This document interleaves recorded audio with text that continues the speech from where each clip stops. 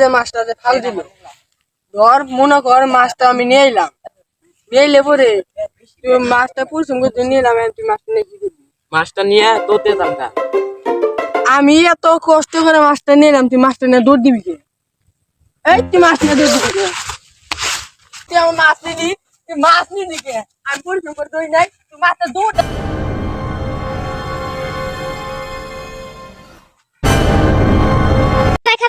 মারামারি করস ভাই ভাই কে? তোর কি হইছে? মাদ্রাসা তাহলে শুনুন তাহলে ঘটনাটা। নদী ঘাটে বই বইছি, নদীর মধ্যে মাছটা ফাল দিছি।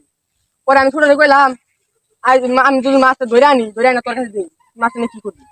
ও কয় আমি মাছটা ধরে মেরে যামগা। আমি যে পরিশ্রম করে মাছটা ধরে নিলাম, ও ধরে যাবো কে?